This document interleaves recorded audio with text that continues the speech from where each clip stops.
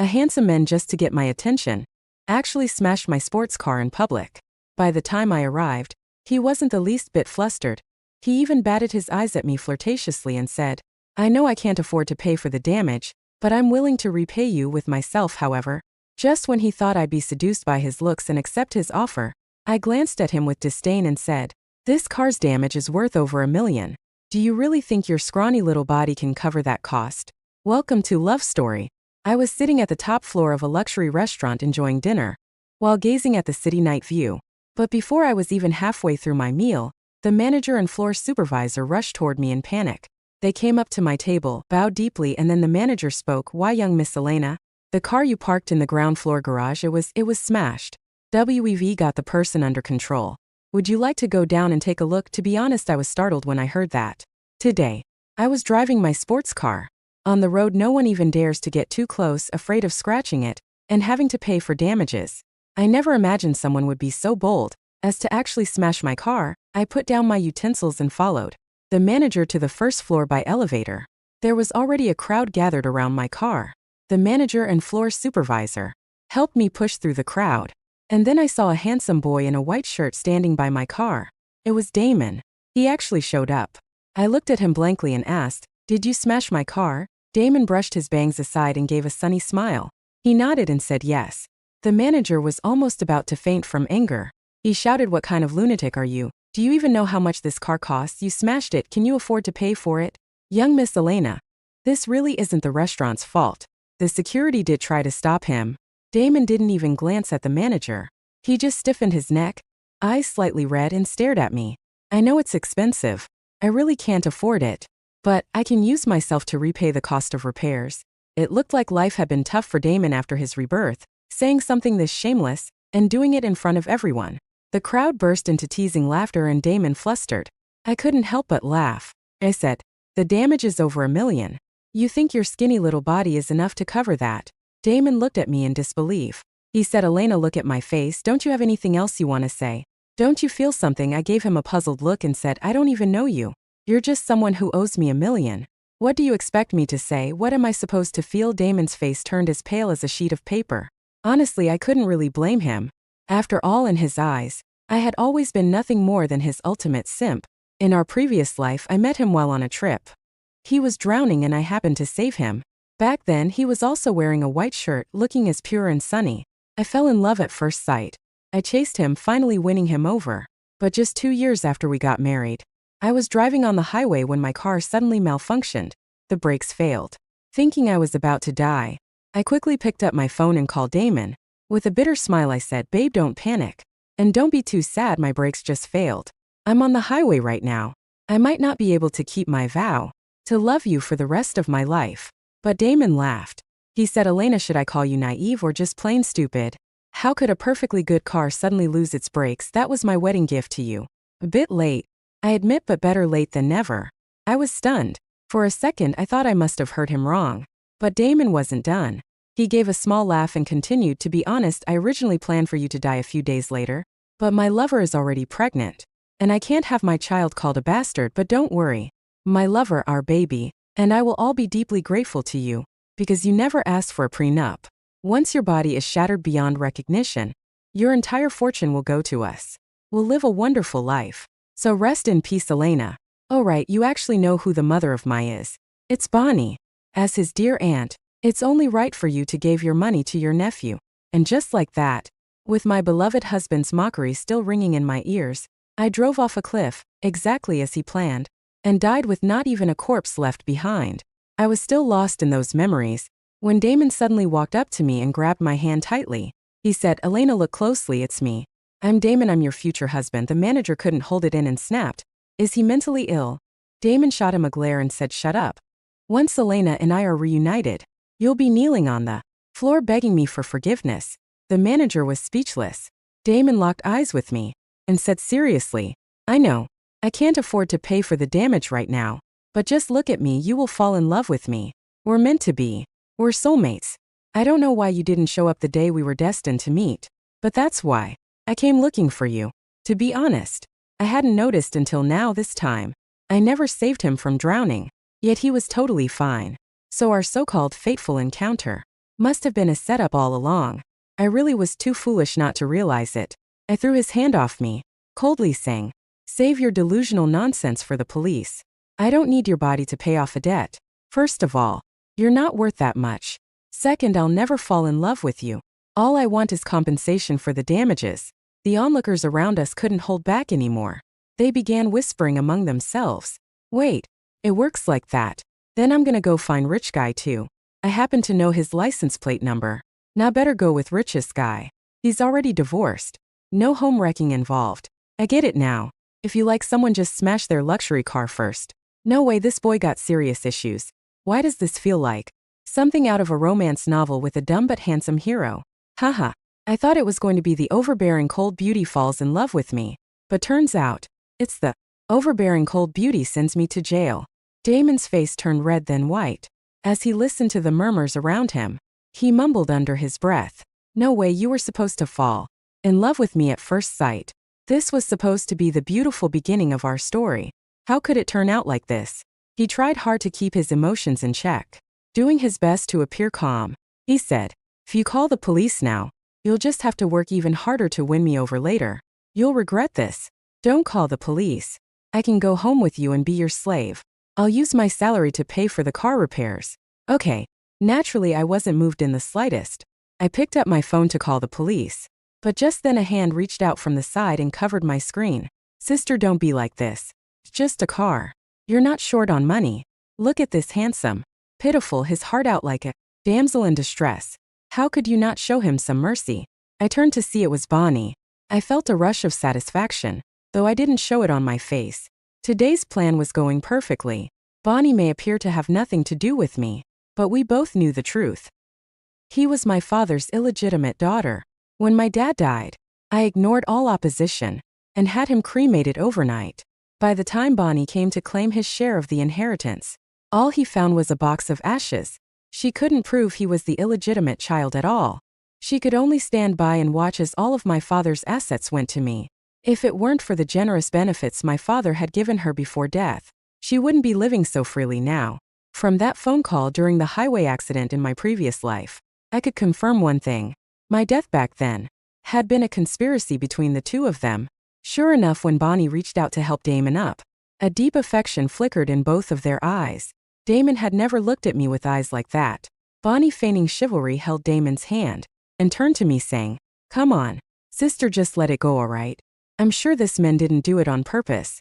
No need to scare him like this. If word gets out, people will say the Elena family is petty, even when we're in the right. That won't help your reputation either." Damon looked up at me with red-rimmed eyes. That expression had been his ultimate weapon in our past life. Whenever he looked at me like that, I'd risk life and limb without hesitation. But now I just smiled and said, "Sure. Since you want to stand up for this young boy, how about you pay for the damages to my car?" Bonnie's face turned a bit awkward. "Sister, I never said I'd pay for him. I was just suggesting you show a little mercy. Wasn't that one of Dad's favorite sayings?" I laughed. "First of all, my dad is my dad. Don't go claiming him. Second, I'm an only child. I have no sister. Third, if I let him off today after he smashed my car, who's to say someone won't barge into my villa tomorrow or stir up trouble at my company the day after? Am I supposed to just keep tolerating everything?" Bonnie scoffed. "You've got so much money. What's the harm in letting it go?" I didn't argue. Instead, I smiled and said, "Sure, I'm rich. Not stupid. Besides, you're rich too, aren't you? Since you're so eager to defend him like some white knight, why don't you pay for him?" Bonnie rubbed his nose and muttered, "Yeah, you're right. I shouldn't have meddled." She awkwardly stepped aside and said nothing more. As for Damon, his face looked like he just swallowed something foul. He looked left and right, clearly noticing that the crowd was growing, and many were filming the scene live with their phones. Lowering his voice, he pleaded, "Elena, please, we're destined to be together. I can prove it. Just give me a chance." I nodded and said, "All right then, go ahead. Prove it." Damon seemed a bit embarrassed. "Let's talk inside." "Okay, it's a secret. I can't let anyone else know." I could pretty much guess what he was going to say, so I didn't refuse. Instead, I deliberately stopped Bonnie, who was about to leave, and said, "Come on, stay and listen. Don't you love drama the most?" Bonnie wanted to go, but when she looked at Damon, She couldn't bear to leave. She gave a sheepish laugh and followed me into the private room in the restaurant. As soon as we entered, Damon couldn't wait to speak. Elena, I know you were just embarrassed to admit it earlier in front of the crowd, that you fell in love with me at first sight. But now there's no one else around you. Don't need to suppress your feelings anymore. Look closely at me. I'm wearing your favorite shirt today. And use the perfume you like. Damon leaned in beside me and said, you once said, no matter the situation, the moment you saw me you'd fall in love. I know showing up like this startled you, but I had no other choice. This was the only way we could meet again and rekindle our bond. Of course I knew. After being reborn, I had deliberately avoided the riverbank and stayed low profile. Damon had tried countless times to approach me, but naturally the security at my villa wouldn't let him in, if it weren't for some kind soul who told him I'd be dining here today and even gave him my license plate number. He might never have gotten close to me in this lifetime, but I didn't say anything. I simply smiled, sat down in a chair and said, Mr. Stranger, just now you said you had a secret to prove something. Was your proof really just staring at me and waiting for me to fall in love with you on the spot? As I spoke, the manager had already arrived with the police. I pointed at Damon and said, officers, this man smashed my car. The damages exceed $1 million. Now he's playing dumb. Please take him in for investigation. The officers didn't say much. After all, the surveillance footage was clear. Without hesitation, they each grabbed one of Damon's arms and lifted him off the chair. Sir, please come with us. Damon immediately shouted. No, I'm Mr. Damon. No, I'm the future husband of Elena. Let go of me. Elena, look at me. You will love me. Don't suppress your feelings. You love me, right? Just admit you love me. He was shouting uncontrollably with snot and tears, completely stripped of the elegant god image he once had. But the police weren't moved. They simply took him away. Finally, Damon couldn't take it anymore. Out of nowhere, he mustered up some strange strength and locked the two officers outside the room. He said to me, actually, I'm a time traveler. I came back from 6 years in the future. I know everything about you, and I know what will happen in the next 6 years. As long as you marry me, I can help your business soar to new heights. Seeing that I didn't interrupt him, and even looked mildly interested, Damon seemed relieved. He continued, Elena, 6 years from now, we're already together, married with children, but then you had a tragic car accident. I came back to save you. The reason I smashed your car was, first, to get your attention, and second, because that car is the very one you were driving when you had the accident. That car killed you. So I burst out laughing. What a shameless way to twist the truth. I said with a smirk, I can't believe I wasted so much time talking to a lunatic. Let me make this perfectly clear. I could never love you. I don't care if you're pretending to be crazy, or actually are. But the damage you caused must be paid for. If not, then get ready to go to jail. Damon looked at me in disbelief. But to avoid prison, he had no choice. In the end, he revealed a string of secrets, things only I knew. Bonnie, who was listening nearby, looked more and more delighted as he spoke. But I remained unmoved. Instead, I smiled and said, you really went all out to cling to me. You must have spent so much effort digging up information. How else could you know all these hidden things? Damon shook his head. After thinking for a moment, he said, I know you've been hesitating over something recently. Whether to invest in Phone Corporation or Laptop Corporation. No one else knows this. But I do. The right choice is. Bonnie's eyes darted as he quickly interrupted Damon's words. Hey handsome, forget it. If he doesn't believe you, he said, just $1 million. We're talking about a car here. I'll cover it for you. I just can't stand some people throwing their weight around. Without any hesitation, Bonnie transferred the $1 million to me. Then with exaggerated care, she helped Damon up and attempted to leave the private room with him. Seeing that I had received compensation, the police simply gave Damon a few words of advice, telling him not to act impulsively again, and left. Damon still seemed hesitant, but realizing I truly had no interest in him, he had no choice but to follow Bonnie. Even as he left, he didn't forget to mock me. Elena, you'll regret this. I was supposed to be your golden cheat code. One day, when you're down and begging on your knees, I won't even bother turning back. Watching the two of them walk away, I finally let out a breath. Perfect. My plan had succeeded. Bonnie, Damon, you'll learn what it really means to hit a rock, only to smash your own foot A classic case of self-sabotage.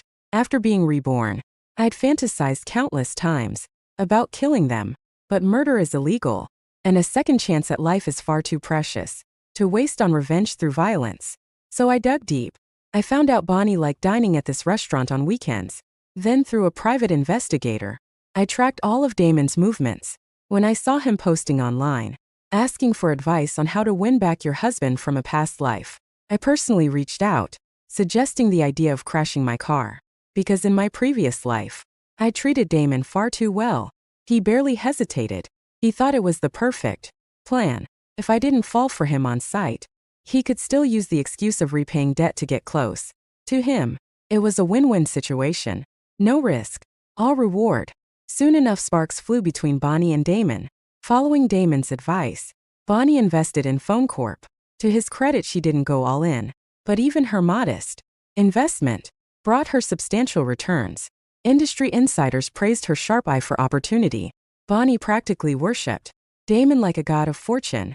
Meanwhile, I just like in the last life invested in Laptop Corp and lost everything. At an investment banquet, Damon appeared on Bonnie's arm. Their expressions were identical, smug, and condescending. Damon sneered at me and said, "I heard you lost big time. It's not like I didn't give you a chance. You were the one who blew it." Bonnie gave a faint smile and added, "Some people are just born pathetic. You try to explain things to them, but they'll never understand fate. So what if she schemed and stopped me from claiming my father's name back then? I'll restart the family legacy with my name at the top of the genealogy. I'll make more money than our dad ever did. And when that day comes, you'll be the one begging me to be your little sister." I didn't bother responding. Dark-faced, I turned to leave, but Damon grabbed my wrist. "Why are you walking away with that sour look? Don't tell me you regret it now," he mocked. "I'll never forget how you humiliated me that day. Just over 1 lousy million. You treated me like trash. I swear, I'll hate you for the rest of my life. I'll be waiting for the day you go bankrupt and fall from grace." I simply smiled and said, "You're this smug over earning a measly 10 million. Come talk to me when you've made tens of millions, hundreds of millions. That's when you'll maybe have the right to stand in front of me and ask whether I regret it." Damon's expression shifted. He knew very well that my wealth wasn't something a few failed investments could shake. That was exactly why in the previous life, even though he didn't love me, he still chose to marry me. Even in this life after being reborn, he didn't go looking for Bonnie right away. He came for me again, because he wanted a shortcut to success. When you stand on a giant's shoulders, you naturally tower above everyone else. But my reaction clearly wasn't what he had hoped for. Although he couldn't make me regret anything, he still couldn't stand losing face. He said coldly, "Actually, I might as well tell you the truth. I really did time travel and come back from the future. But I lied to you. I never loved you. I did marry you, but I didn't have an ounce of feeling for you. And yes, I cheated on you. In our past life you were like a dog licking, following me around, barking all day. I found you unbelievably annoying. But since you took the inheritance, that was rightfully Bonnie's. I put up with it all. Fortunately, the heavens are fair. They gave me another chance to come back and help Bonnie reclaim what she deserved." Bonnie chuckled and said, "Babe, why waste your breath on her? A frog in a well like him could never understand divine will. One day she'll regret it. She'll be on his knees in front of us, begging for help, out of so-called family ties. Wouldn't it be more satisfying to say all this?" Then Damon nodded. "You're right, babe. Whatever happens to her later, it's karma. I've already written down all the real estate projects and developments that are guaranteed to make money in the coming years. It's all yours." Bonnie was visibly moved. At this point she seemed to fully believe every word Damon said. The two of them kissed passionately in front of me, like no one else was there. Bonnie even threw me a few provocative glances, intentionally trying to taunt me. The banquet ended on a sour note. Following Damon's suggestion, Bonnie invested in a real estate project. Thanks to my subtle manipulation, she didn't just reinvest his last round of profits. She went all in. She mortgaged everything she had. Her property, all his liquid assets, even borrowed heavily from banks. In short, it was an all-out gamble. And just as Damon had predicted, the property prices soared. When rumors spread that a subway line would be built nearby, demand exploded. The project became so hot It was nearly impossible to even buy a unit. Naturally, the two of them couldn't resist showing up at my place to brag. I had nothing going on, so I let them in. Bonnie made herself right at home, sat down and said, "I heard your investment tanked. No one's interested in that project of yours. There's not even a bus stop nearby. Looks like another massive loss." "Huh," Damon sneered. "Sweetie, why waste your time on her? She brought this on herself. You're too kind. You shouldn't even talk to her about this. What if she tries to ride your coattails and copy your investment? We don't need some rat sneaking in and stealing the fruits of our labor." Bonnie ignored him and looked around my house. "I've always liked this place," she said. "How about you give it to me? Kneel down and bow to me, and I'll generously let you buy into our project as a partner. Sound good?" Damon had a different take. "Sweetheart, what's the rush? With how she's investing, she'll crash and burn in no time. If you really like this house, just wait until she goes bankrupt. Then we can buy it for cheap." I chuckled and pulled out a stack of documents. "Sorry to disappoint," I said, "but I just got notice. Turns out they're building a school right next to my project. And not just any school. It's a top-tier one. So if you're waiting for me to go bankrupt, you'll be waiting a very long time." Before the two of them could react, Bonnie's phone rang. Her face fell as she answered, then shouted in disbelief, "What? The subway construction's canceled. Why? How? Weren't all the permits approved?" This project involved Bonnie's entire fortune. Her face darkened instantly, and without a second thought he hung up the call and gave Damon a brutal slap. "You bastard! You set me up," she roared. That slap incredibly satisfying to witness. Damon looked stunned, as if he didn't understand what had just happened. He tried to act cutesy again, but at this point there was no way Bonnie was going to fall for his soft act. She looked like she wanted to strangle him on the spot. Gritting his teeth, she said, "It blew up. The subway project's off. The investors all pulled out. We're finished." Damon let out a relieved breath, holding his swollen cheek, and said irritably, "Oh please, it's not that big of a deal. I knew about this already. It's just temporary." Bonnie asked warily, "Temporary? What do you mean?" Damon glanced nervously at me, clearly not wanting me to hear. But under Bonnie's pressure, he was forced to explain. "This happened in the last life too. But don't worry. Within 6 months, some new investors will build office towers and a commercial plaza nearby. Once that's up, the previous investors will return. Prices will surge again. It'll become the most sought-after development in the whole city." Bonnie didn't respond. Damon, however, scoffed and looked at me with disdain. "I'm warning you, Elena, if you have even a shred of dignity left, don't you dare try to buy into our development. If you do, I'll look down on you. Not just me, everyone who knows about you. And Bonnie will despise you." Bonnie, finally calming down, lost his temper again and snapped at him. "Couldn't you say that privately? What if she steals our investment? Or worse, tags along and we end up building profits for her?" I chuckled and reassured them, "Relax. I won't touch your development. I have my own projects to manage. Yours, it's too small scale for me to even consider." They were still suspicious, but seeing how serious I looked, they left my house half believing, half doubting. But things didn't unfold the way Damon predicted. The supposed new investors never showed up. There was no commercial plaza, no CBD. The project ran into funding issues and gradually halted construction. By the 6-month mark, the development was officially abandoned. Bonnie lost everything, not just his capital, but now drowning in debt. Meanwhile, thanks to the newly announced school nearby, my development soared in value and became the most sought-after property in the city. The two of them, now being hounded by debt collectors and with nowhere to go, showed up begging at my door. In the previous life, this exact real estate project had collapsed 6 months earlier as well. Back then Bonnie had invested a smaller amount, but still took a major hit. By then Damon was already entangled with Bonnie, and he was heartbroken over his loss. Every day he sighed in front of me, saying things like, "Elena, those poor people who bought into that project. It's so heartbreaking. If only someone could help them." And me, I was the ultimate simp. I couldn't stand seeing my God like that. So to make him happy, I spent my own money to build a plaza near that development, and even bought land nearby to construct an office building. Because of my efforts, the entire project came back to life. But I had done all of it quietly. Damon never found out. After being reborn, I intentionally reinvested in Phone Corp and lured Bonnie into investing in Laptop Corporation, just so she'd fully trust Damon, spend a little money, make them suffer a big loss. In my opinion, it was worth every penny, with their investment completely wiped out and debt collectors swarming around them. Bonnie and Damon had nowhere left to turn. Late at night they sneaked their way to the front of my villa, skulking in the shadows. Even though I already knew it was them lurking outside, I still called the butler and the gardeners and ordered them to give the pair a proper beating. They didn't hold back. Not until Bonnie was kneeling at my feet, sobbing and crawling like a dog, did I tell them to stop. "Sister, it's me," she cried. "I'm not a thief. I'm your real sister Bonnie." And Damon had been beaten black and blue, just like they'd said they never would. They were now kneeling before me, begging, "Sister, I know we're not full sisters, but we share the same blood. If Dad were watching from the heavens, he wouldn't want us fighting like this. Please help me. If you don't, the debt collectors will beat me to death.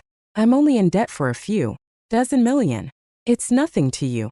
You can afford it. Please help me." I kicked her hand away in disgust.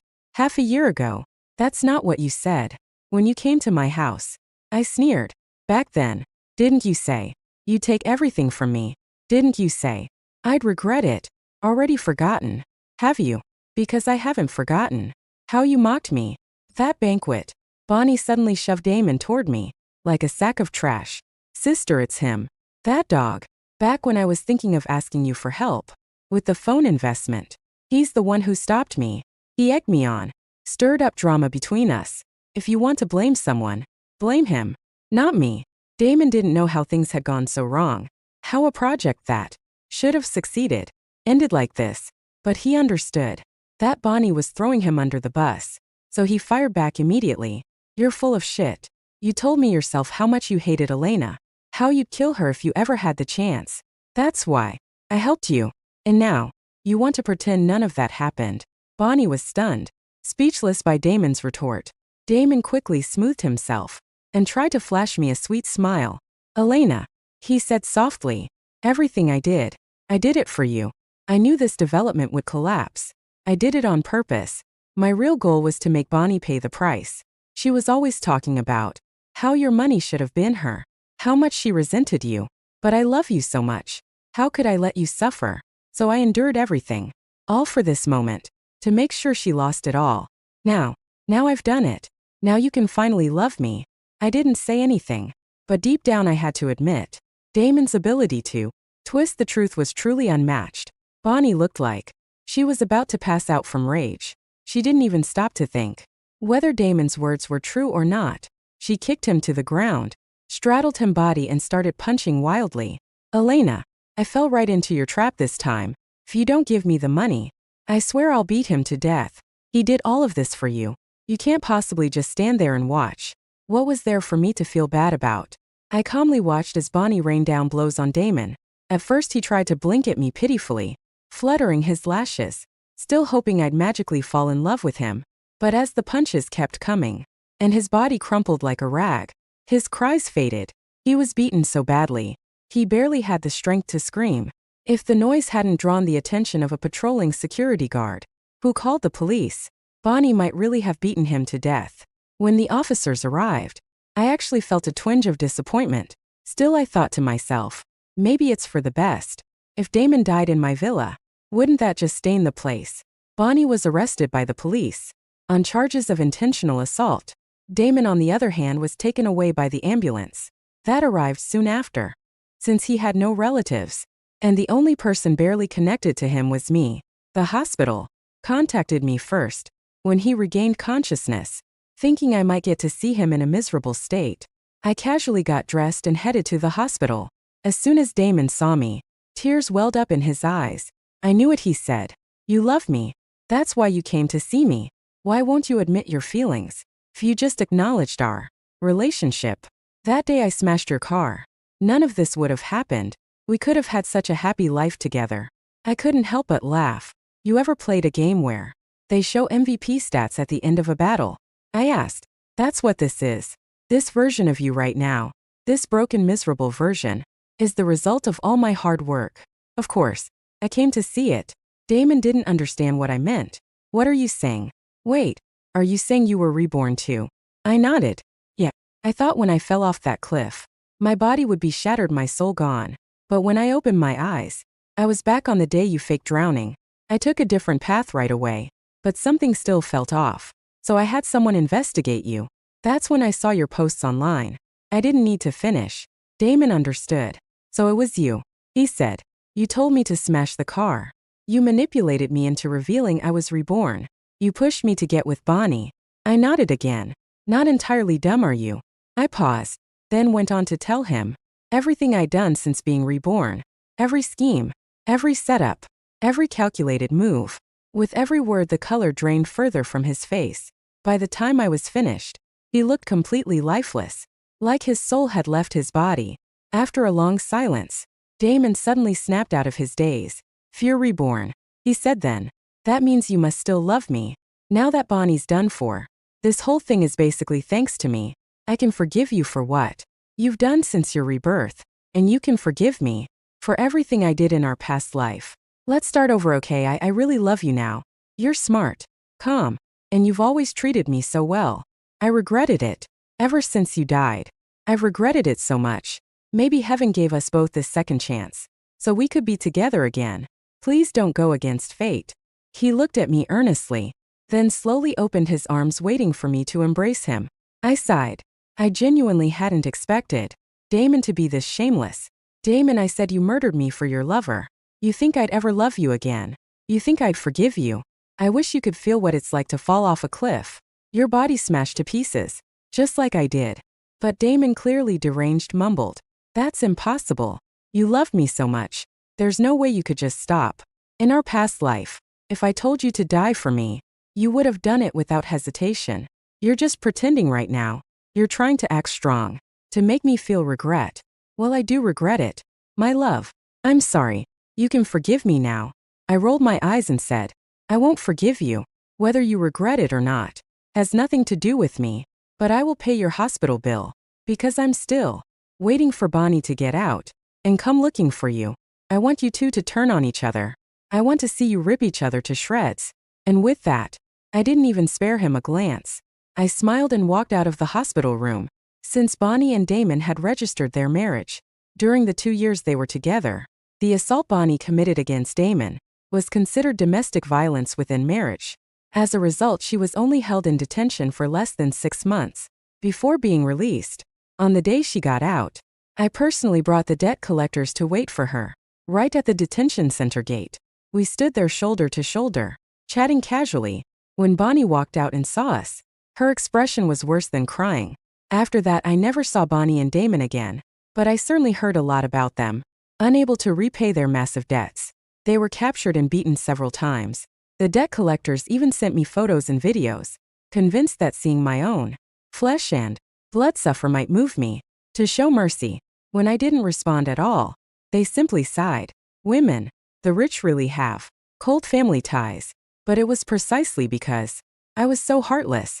Bonnie and Damon were ultimately sold abroad because they were still young and good-looking. Their lives weren't immediately in danger, but based on what I heard, the life they lived was worse than death. They suffered non-stop torment, and within just 3 years, both of them were dead. Rumor had it they died in agony. When I got the news, I felt nothing but satisfaction. After all, they finally paid for what they did to me in my past life, leaving me to die broken and dismembered.